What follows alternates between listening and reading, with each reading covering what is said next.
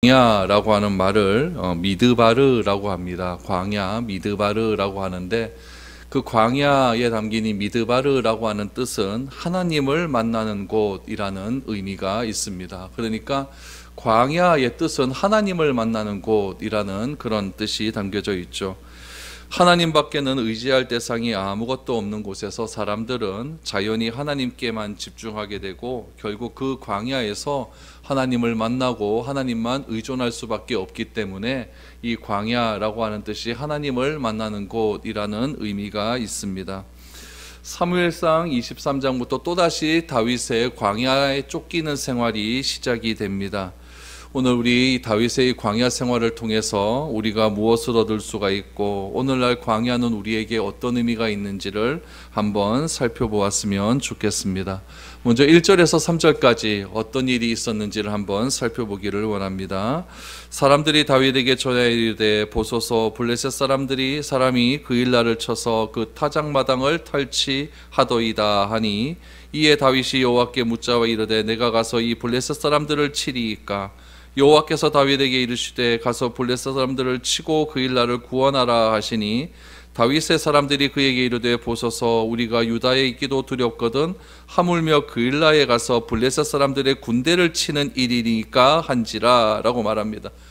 지금 다윗이 어디에 있었냐면 모압에 있었죠. 모압의 부모님을 모시기 위해서 모압으로 가서 모압에서 잠시 망명 생활을 하려고 했는데 그때 하나님의 선지자 갓이 등장을 하죠. 갓이 등장을 해서 모압에 있지 말고 빨리 유대로 다시 돌아가라 라고 하는 하나님의 메시지를 듣습니다.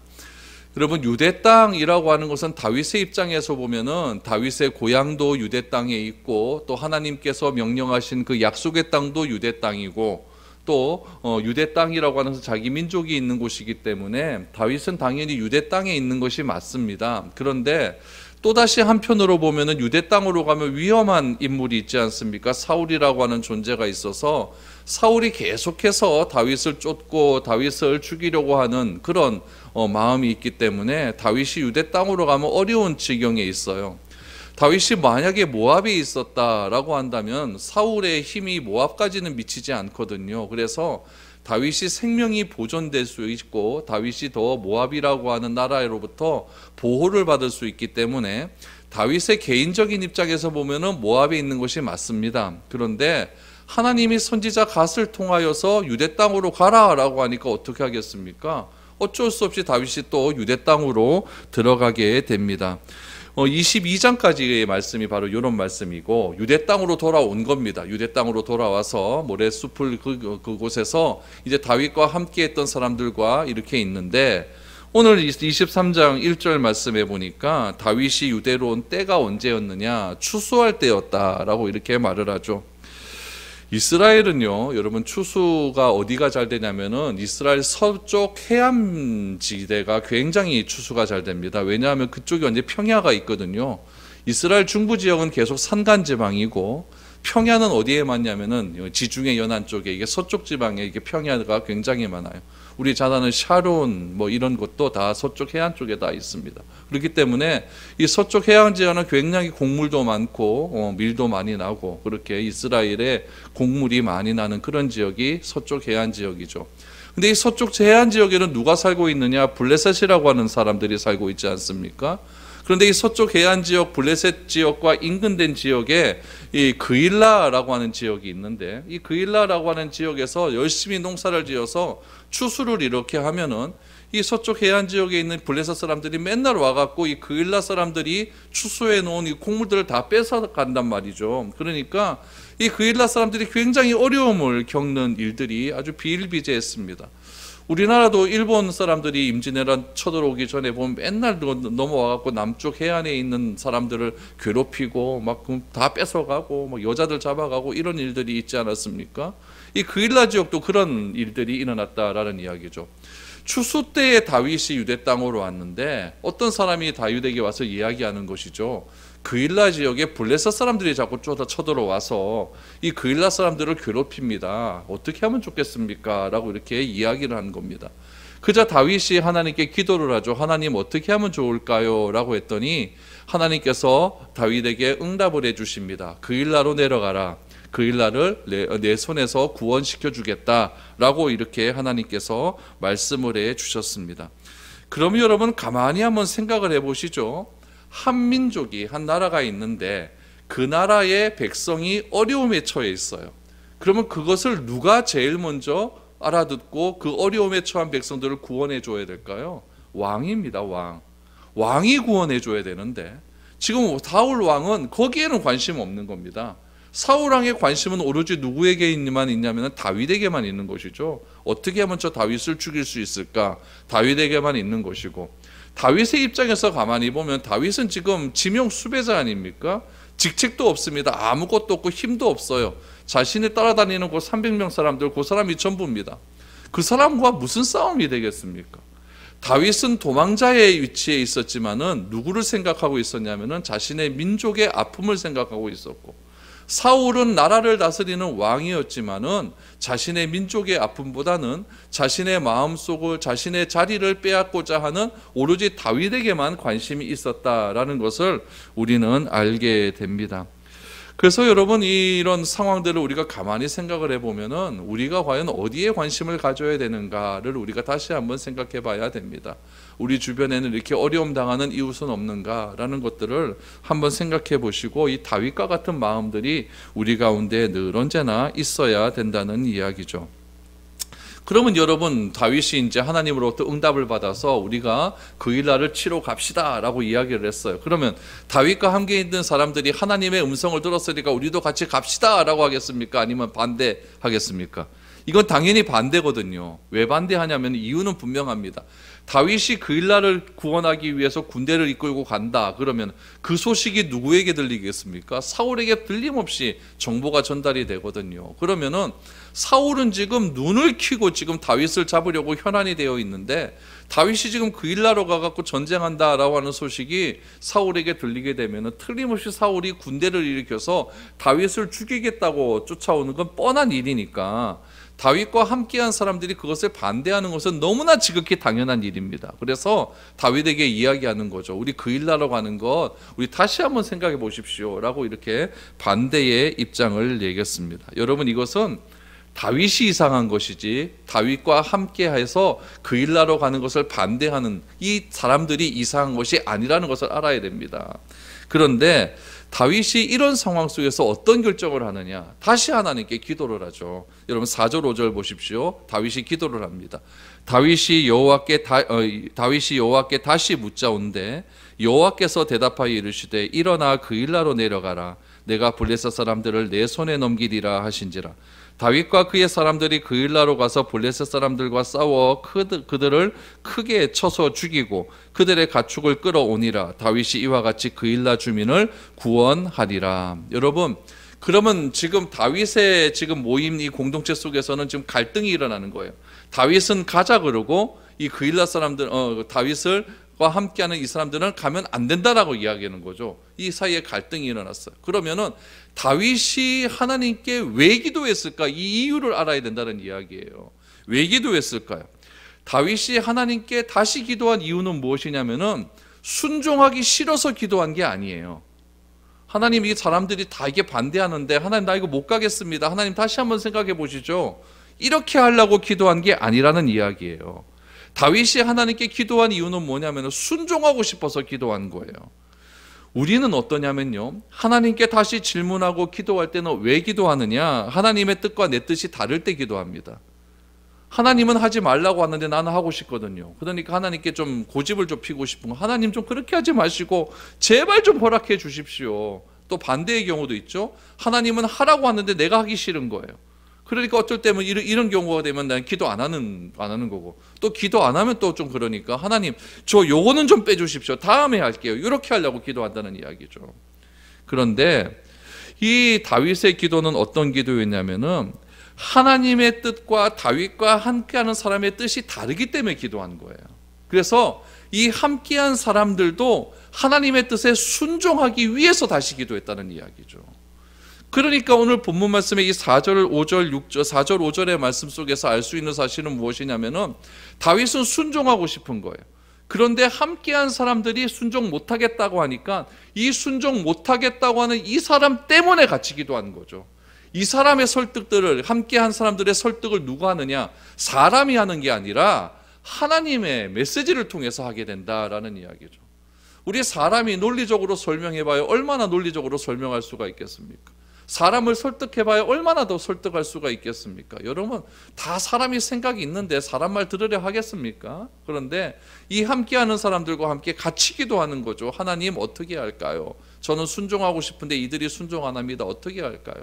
다 내려가라. 내가 그릴라 사람들을 내 손에 붙이리라 라고 하는 그런 메시지를 이 함께한 사람들과 같이 듣게 되는 것이죠. 그래서 하나님의 뜻에 함께 동참하고 순종하기 위해서 다윗은 한 번 더 기도를 했다라는 이야기죠.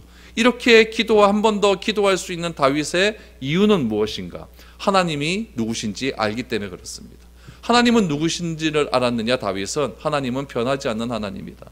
하나님이 첫 번째 기도했었을 때 그일라를 구원시키겠다라고 하는 그 말씀을 하나님께서 하셨다고 한다면 내가 또다시 기도할 때도 하나님께서는 반드시 그일라를 구원하겠다라고 하는 그 하나님의 성품을 알고 있는 것이죠. 그래서 이번 또 기도해봐야 하나님은 그일라로 내려가라 할 거 뻔한 거니까 하나님 어떻게 할까요? 라고 이렇게 기도를 하면서 자신과 함께한 그 사람들의 마음을 하나로 뭉치기 위해서 기도했다라는 것을 우리는 알게 되는 것이죠. 그래서 다윗이 하나님께 다시 기도한 이유는 백성과 함께 순종하고 싶은 마음이 너무나 컸기 때문에 다윗은 또다시 기도를 하게 된 것입니다. 성경은 다윗이 하나님의 뜻을 어떻게 물었는지를 이렇게 분명히 밝히고 있어요. 여러분 6절을 한번 보시죠. 하나님의 뜻을 묻는 방법이 나옵니다. 아히멜렉의 아들 아비아달이 그일라 다윗에게로 도망갈 때에 손에 에봇을 가지고 내려왔더라. 여러분 이 6절의 말씀은 무슨 배경이 있습니까? 다윗이 사울의 그런 쫓김을 피해서 놋땅으로 가서 놋에 있는 아비아달 제사장한테 먹을 것이 있습니까? 또 나에게 칼이 있습니까? 칼을 좀 주시죠 라고 했었을 때 그 땅에 있는 제사장이 다윗에게 제사장이 먹을 수 있는 떡을 주고 또 골리앗의 칼을 주지 않았습니까? 그것을 누가 보았다 그랬죠? 도액이라고 하는 사람, 에돔 사람 도액이라는 사람이 보았고 그 사실이 사울에게 전달이 되어서 사울이 전 군대를 이끌고 이 놋땅에 가가지고 이 제사장 85명을 도액에게 죽이라고 명령해서 쌍그리 다 죽인 일이 있지 않았습니까? 그 중에 한 사람이 도망을 온 거예요. 한 사람이 도망을 왔는데 그 사람이 누구였느냐? 아비아달이었다는 거죠. 그 아비아달이 도망올 때 어떻게 도망왔냐면 제사장이 입는 옷을 입고 도망을 온 거예요. 에봇이라고 하는 옷이죠. 그 에봇이라고 하는 옷을 입고 도망을 왔는데 그 에봇에는 뭐가 있냐면은 우림과 둠빔이라고 하는 점치는 것이 있습니다. 그러니까 하나님의 의중을 물을 때에 레위 지파에 속한 제사장들이 꼭 우림과 둠빔을 사용하여서 하나님 어떻게 하면 좋을까요? 라고 이렇게 하나님께 뜻을 물을 때 우림과 둠빔이라고 하는 것을 사용을 했습니다. 그래서 하나님의 뜻을 묻는 것이죠. 그렇게 물었습니다. 그러니까 다윗은 믿음으로 물었던 것이고 또 하나 다윗은 하나님의 응답에 믿음으로 순종을 했다라는 것을 우리는 알게 됩니다. 우리도 마찬가지예요. 우리도 어떤 갈등이 있으면은 좀 하나님께서 좀 분명하게 대답을 해주셨으면 좋겠어요. 이 구약 시대 때는 하나님께서 다양한 방법으로 꿈으로도 말씀하시고 또 직접 음성으로도 말씀하시고 또 제사장이나 선지자에게 직접적으로 말씀하셔서 이렇게 가야 될 방향성들을 분명하게 제시를 해주셨는데 오늘날은 그렇게 하지 않지 않습니까? 오늘날은 우리가 암만 기도해도 하나님의 음성은 들리지도 않습니다. 하나님이 직접 말씀하시는 그런 시대도 아니고 또 신약 시대에 보면 사도행전에 보면은 가룟 유다가 이제 자살을 하고 난 다음에 12명의 제자 중에 한 명이 빠졌으니까 한 명을 더 첨가해야 되지 않습니까? 그 추가할 때 사용했던 방법이 뭐죠? 제비뽑기 아닙니까? 이 제비뽑기의 방법도 이제 다 끝난 거예요. 그때 당시에 제비뽑기는 그걸 뽑았을 때 모든 사람이 다 100% 동의를 합니다. 그런데 오늘날에는요 제비뽑기를 하잖아요. 우리 총회에서도 총회장 뽑고 이럴 때 제비뽑기를 했거든요. 뽑기를 하면은 이거 다 하나님의 뜻이라고 해서 뽑아놓고 제비 못 뽑힌 사람 반대편에서 또 뭐라 그럽니다. 그러니까 이 제비뽑기 방법도 그렇게 요즘 시대에는 성경적인 방법이 아니라는 이야기죠. 그러니까 그 당시에는 제비뽑기를 뽑아도 하나님의 뜻을 구했는데 이제는 그런 것도 다 끝났습니다. 그러니까 오늘날에는 하나님께서 말씀하시는 방법이 뭐냐면은 말씀과 성령 위에는 하나님께서 말씀하시지를 않습니다. 근데 말씀과 성령이 우리에게 직접적으로 음성으로 들려주는 것이 아니라 말씀과 성령을 통해서 우리가 그 말씀을 통해서 나에게 주는 확신을 통해서 주신다는 이야기예요. 그러니까 이것이 굉장히 구체적이지가 않습니다. 그렇기 때문에 말씀도 모르고 성령이 내 안에 계신 줄도 모르면은 어떻게 되겠습니까? 딴짓을 하게 되는 거예요. 일단은 우리가 알아야 될 것은 무엇이냐면 내 안에 성령님은 존재하신다. 내 안에 성령님께서 늘 언제나 함께 하신다. 이 믿음이 있어야 돼요. 이 믿음을 가지고 내가 성경을 한 장 한 장 읽어가는 겁니다. 또 하나님의 말씀을 듣습니다. 내가 기도도 합니다. 그러는 중에 하나님이 나에게 주시는 마음을 내가 느낄 때가 있거든요. 그런 마음을 가지고 내가 나아갈 때에 오늘날 같이 내가 하나님의 말씀대로 순종하며 나아갈 수가 있는 것이죠. 그런데 내 안에 성령이 계신 줄도 몰라요. 성경도 안 읽어요. 말씀도 안 읽어요. 예배도 안 드려요. 뭐 설교도 안 들어요. 이렇다 보면은 우리가 의지할 수 있는 것은 무엇밖에 없겠습니까? 사람 의지하고 돈밖에 의지할 것도 있겠습니까? 거기에 의지하다가 다 이렇게 뭐 끝나버리는 거예요. 오늘날 우리 신앙의 문제는 무엇이냐면 말씀에 집중하지 않는 거예요. 성경에 집중하지 않고 말씀에 집중하지 않아요. 말씀을 듣기는 들어요. 듣는데 뭐만 듣느냐? 내가 듣고 싶은 말만 듣는 거죠. 조금만 나에게 좀 뭐 이상한 말 들어버리면 눈 딱 감아버립니다. 안 듣습니다. 안 듣습니다. 이게 오늘날 우리의 현실이라는 이야기죠. 그리고 내가 듣고 싶은 말이 나오면 똑바로 들으려고 합니다. 어떤 사람은 여러분 우리 저 할머니들 이렇게 보면 옛날에 화투로 점치지 않습니까? 성경을 그런 식으로 점치는 식으로 그렇게 하려고 그래요. 그래서 성경 이게 뭐 어렵다 그러면 성경을 딱 가운데 핍니다. 가운데 딱 펴갖고 요게 내 상황과 맞는 그런 말씀이었으면 아 하나님이 나한테 말씀하셨다 이러고 또 내 상황과 조금 안 맞아 그러면 아 다시 3세판 한 번 더 피죠 이렇게 해서 무슨 성경 가지고 점치려고 그래요. 점치려고 그래요. 이런 게 있다는 이야기예요. 그리고 어떨 때 뭐 송구영 씨 때문에 카드 뭐 하나 띡 뽑아가고 이거 한 해 우리에게 주신 하나님의 말씀. 그럼 다 장사꾼들이 장사하려고 주신 말씀이지 거기다 여러분 저주의 말씀 꼽아놓는 거 봤습니까? 이런 식으로 하나님의 말씀을 자꾸 이렇게 점시는 식으로 타 종교하고 똑같이 막 그렇게 하려고 한다는 그렇게 해버리면 여러분 부족이라고 다른 게 뭐가 있겠습니까? 똑같죠. 여러분 내가 성령과 말씀에 의지하지 않으면 항상 우리 마음 가운데 들어오는 감정은 뭐냐면 불안함입니다. 불안함이 지속되면 어떻게 되느냐? 두려움이 오게 돼요. 내 앞에 있는 선택에 대해서 확신이 없을수록 자꾸 누군가에게 물어보고 싶고 확신이 없게 되면은 확인받고 싶어하는 유혹이 자꾸 우리에게 넘친다는 이야기예요.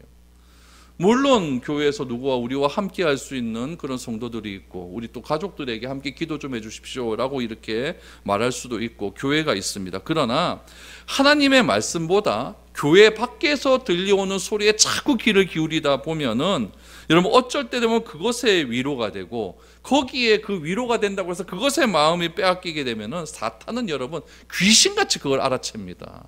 아 전마저거 가만히 보니까 어려울 때마다 하나님 말씀에 집중하는 것이 아니라 사람의 위로의 소리에 집중을 하는구나. 그거 기가 차게 알아차려서 그때로부터 하나님의 말씀 듣는 귀를 닫아버린다니까요. 이게 사탄의 전략이에요. 그래서 우리가 하나님의 말씀이 들리지 않도록 우리의 마음을 빼앗아 버리는 이 사탄의 존재를 늘 언제나 조심해야 된다는 이야기.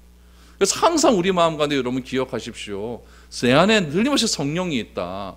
그 성령님께서 내가 어려운 일이 있고 내가 갈등이 있고 두 갈래 길이 있을 때 어떻게 해야 할지 하나님께서는 틀림없이 나에게 말씀으로 말씀해 주신다. 분명한 길을 주신다. 이런 믿음을 가지고 예배드리고 기도하고 찬양하고 설교 듣고 말씀 보면서 그렇게 하나님께 나아가야 된다는 이야기예요. 다윗이 우림과 둠밈으로 하나님의 뜻을 구하는 데는 몇 가지 이유가 있습니다. 사람의 소리 안 듣잖아요. 가지 마십시다 이런 사람들의 소리 안 듣잖아요. 왜 그랬을까요? 지금 우림과 둠밈을 가지고 온 이 아비아달은요 다윗 마음대로 세운 제사장이 아니에요. 친 다윗 성향의 제사장이 아니었다는 이야기예요. 만약에 다윗 성향의 제사장이었다고 한다면 그 사람에게 물으면 다윗에게 좋은 말만 했겠죠. 근데 그런 사람이 아니었거든요. 두 번째 이유는 무엇이냐? 우림과 둠밈은 하나님께서 이 에봇 안에 두라고 하셨어요. 에봇 안에 두라고 하셨는데 그건 무엇이냐면은 이 구약 시대 때 율법 시대 때부터 하나님께서는 계속해서 우림과 둠밈을 통해서 말씀하셨다는 것이 전통적으로 성경 말씀에 들어있기 때문에 그런 겁니다. 세 번째는 국가의 중대사가 있을 때마다 하나님은 이 우림과 둠밈을 통해서 말씀하셨어요. 다윗은 그것을 알고 있기 때문에 제사장이 가지고 있는 우림과 둠림을 통해서 하나님의 뜻을 재차 물었던 것이고, 그래서 하나님의 뜻을 확인했던 것이고, 믿음으로 그 확인된 말씀에 순종을 했다는 이야기예요.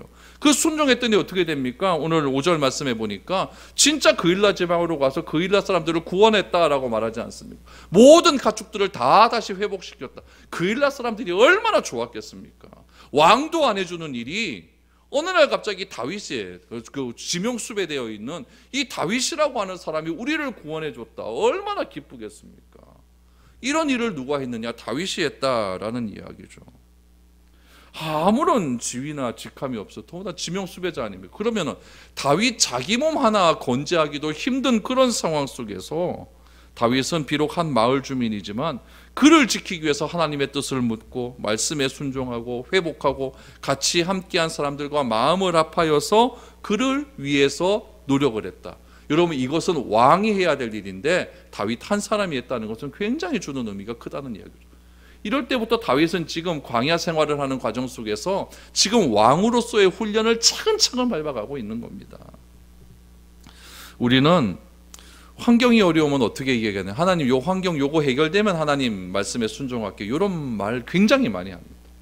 다윗 같았으면, 다윗도 그랬으면 그렇게 있죠. 하나님, 요 사울이 어떻게 좀 해결되고 내가 좀 지명수배해서 해제가 되면 요 일 할게요. 이렇게 하면 뭐 그만 아니겠습니까? 그럼 하나님 뭐라 하겠습니까? 뭐 내 목숨 살겠다는데. 근데 다윗은 그렇게 하지 않아요. 내가 할 수 있는 일인지 그렇지 않은 일인지 그거를 다윗은 중요하게 여긴 것이 아니에요. 다윗이 이 상황에서 중요하게 여긴 것은 무엇이냐면은 내가 할 수 있다 없다 이게 중요한 것이 아니라 요 일이, 요 상황이 하나님께서 하시겠다고 하느냐 안 하느냐, 요게 더 중요했다는 이야기죠. 내가 하느냐 안 하느냐 이게 중요한 것이 아니라 요 일이 하나님의 뜻인가 안 뜻인가, 요게 더 중요했다는 이야기죠. 그렇기 때문에 다윗은 순종할 수 있었다는 거예요. 만약에 그일라 구원할까요? 그랬을 때 하나님이 하지마 그러면 다윗은 안 했을 겁니다. 근데 하라고 하니까 하는 거예요. 하라고 하니까 하는 것이죠. 그래서 사람이 보기에는 안 해도 될 일을 다윗은 그렇게 했다라는 이야기죠. 그럼 여러분, 그렇게 했어요. 그렇게 했으면 사울은 어떻게 될까요? 사울이 다윗이 그일라로 가서 구원하겠다는 이야기를 들었을까요? 안 들었을까요? 정보가 대번에 갔겠죠. 오늘 그 일이 7절 8절에서 나옵니다. 이 다윗과 함께한 사람들이 염려했던 일들이 그대로 이루어집니다. 7절 8절 보시죠. 다윗이 그일라에 온 것을 어떤 사람이 사울에게 알림해 사울이 이르되 하나님이 그를 내 손에 넘기셨도다. 그가 문과 문빗장에 있는 성읍에 갔으니 갇혔도다. 사울이 모든 백성을 군사로 불러 모으고 그일라로 내려가서 다윗과 그의 사람들을 애워싸려 하더니, 여러분, 다윗이 하는 행동과 사울이 하는 행동을 자꾸 비교하셔야 됩니다. 여러분, 다윗과 함께한 사람들이 예상했던 일이 지금 그대로 일어나지 않습니까? 그러면은 다윗에게 모여있는 사람들이 어떤 반응을 보였을까요?